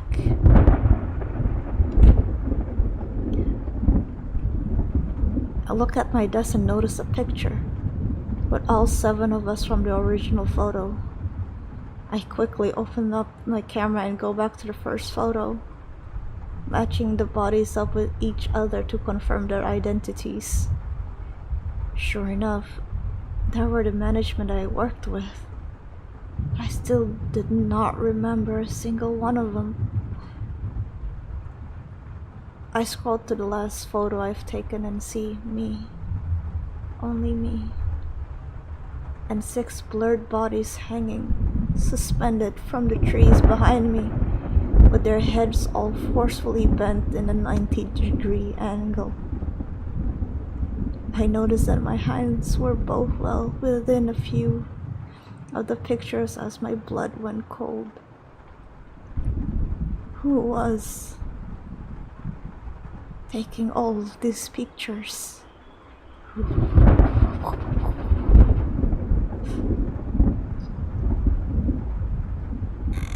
don't like it.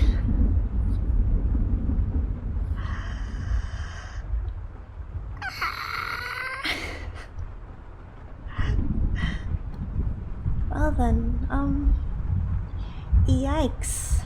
I wonder what happened. Of course you know what happened.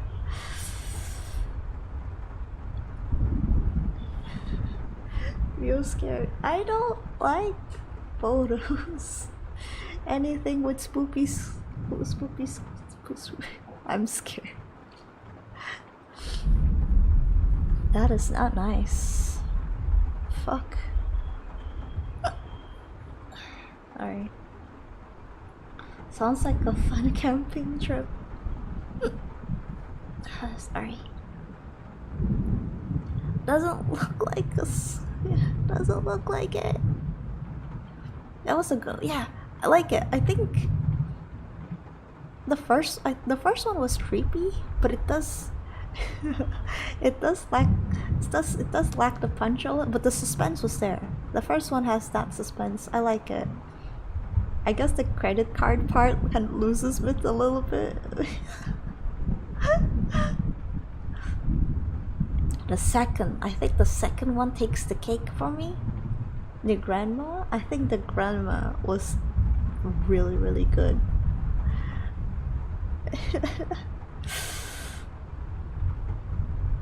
This one too.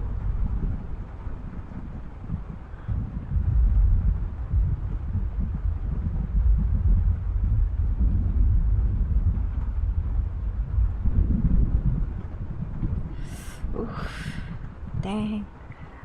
How do you feel noticing, you know, seeing your photos and notice that who's taking your photos?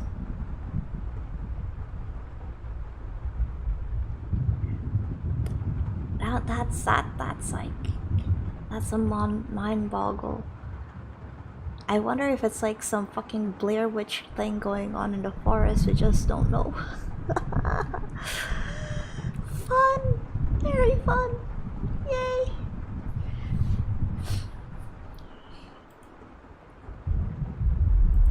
And the black envelope was pretty cool. I like it. I like the sense of dread that these envelopes are giving, especially the last part of it, of being like it might be a sign of the end of the world, kind of like that paparazzi goes.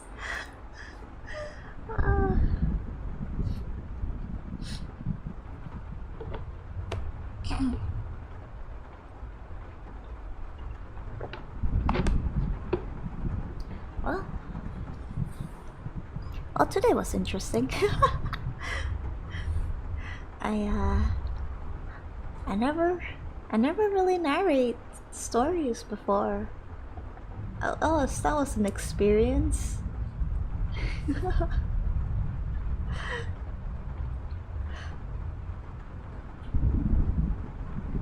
The USPS getting mail out of time on time was very unbelievable. Come on.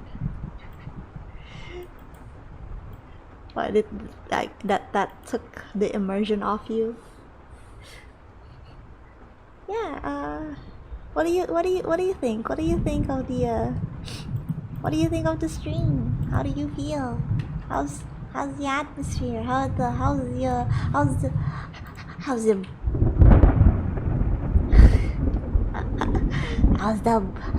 thunder?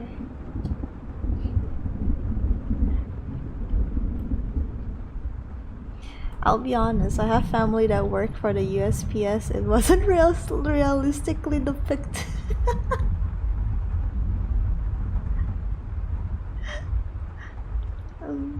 The thunder and lightnings are very amazing. I love the whole ambientation. Thank you, Hyun. Thanks, guys. I hope I'm able to narrate you spoopy stories properly. That was spook. You did great, study. Oh my gosh, when Yun said it like that, that's great. Big spook. Oh, thank you. I was really worried. I woke up very anxious. Reading it to you guys, hoping if I could pronounce things and say things clearly. I hope it's the case. I had fun though. I had fun. I get to immerse sometimes.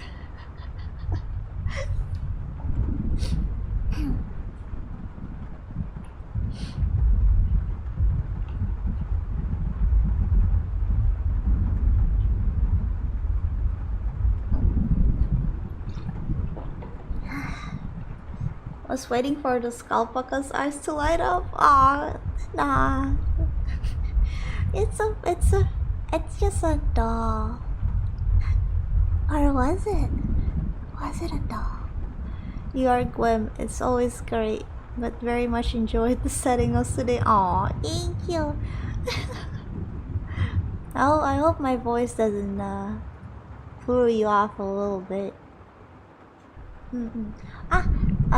Also for tomorrow's it's gonna be a Discord watch along. We're gonna watch it on Discord, so we're not gonna stream it whatsoever. So make sure that you are in my Discord, and we're gonna be able to watch movies together. We're gonna watch The Ritual.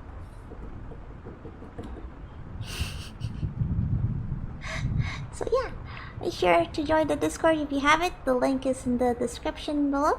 You can check it out, and yeah. And I think the ritual, since it's I think set in like a forest too, it kind of like a nice transition from the camping trip thing, and I think it'll be super cool to see it, to see like, hey, I wonder if this thing happened to the guy that took a picture. just what if, you know, I don't know, I'm excited. But yeah, I think that would be my, I think tomorrow would be my first Discord watch along. I'm excited. I should check the Discord more often. I'll ping you guys. I guess I'll ping. Should I ping stream notification, I wonder, or should I just ping everyone for the Discord watch along? I'll set up a stage where I could stream on Discord, and I guess you guys can chat on the stream chat. That's where we're gonna chat and everything. I mean, I'll have my mic on and stuff, but yeah. I'll still have to set up about how I'm gonna have, you know, how to stream it between my OBS and stuff like that.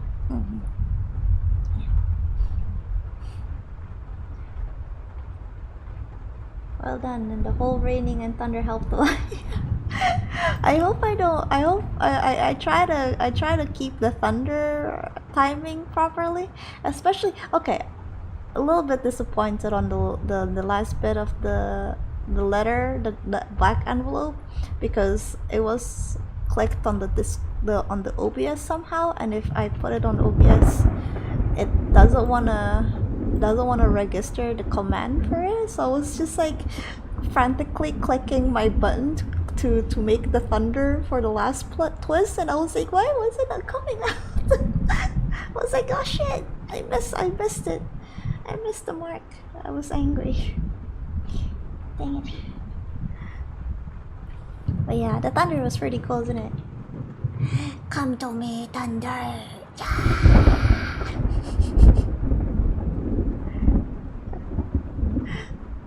Yes. That was fun. It's just the dog. Grandma said the same thing. Oh gosh, I hate that.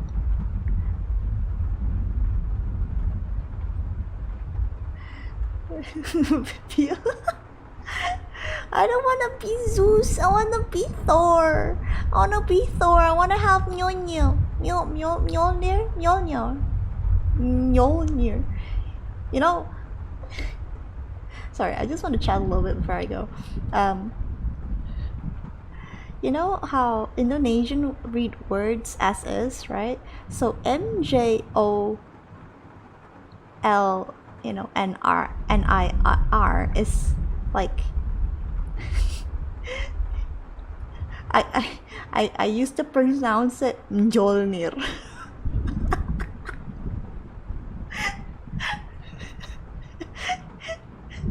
Mjolnir. That's the most embarrassing. And then I learned that you don't really say the J. And I'm like, it's like Mjolnir. Okay, cool. So I've been saying it wrong this whole time. Mjolnir. Like, what the hell? What is Mjolnir? Thorgwem. Yes. Mew. Oh, I wonder if I could do this.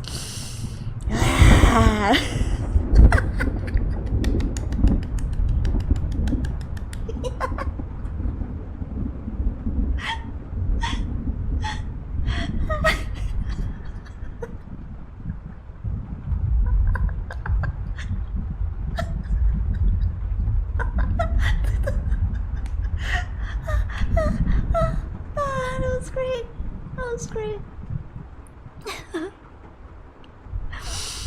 Alright. A true form is revealed with the thunder. I am I am channeling so much power. I know when spoofs were real. Hey, you gotta thank me. I don't have this face on when I'm reading. I don't think you guys can take me seriously if I do. Okay, alright. Let's wrap it up. Well, oh my gosh. Nami! Nami, welcome! Hey! Hope you're feeling better, by the way. Welcome to the Cocoa Boys! Welcome to the gang!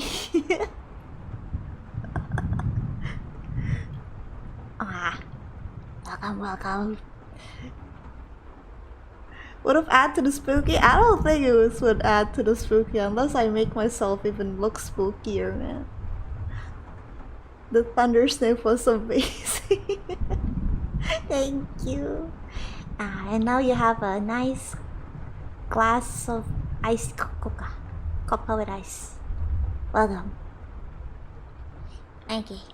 Anyway, alright. I'm wrapping up right now.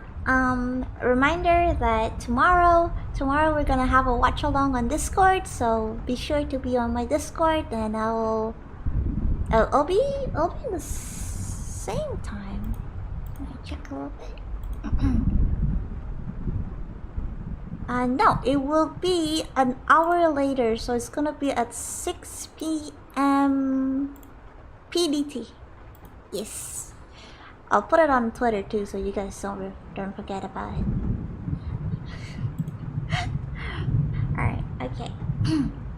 Thank you guys for coming to my quiet spooky story time. Hope you guys enjoy that, and I hope to see you guys tomorrow for our watch along. Thank you. I will check the stuff under your beds. Okay, just give me a coca and I'll do the job. Thank you. Goodbye. Goodbye. Matane. Ocho coca. Bye bye.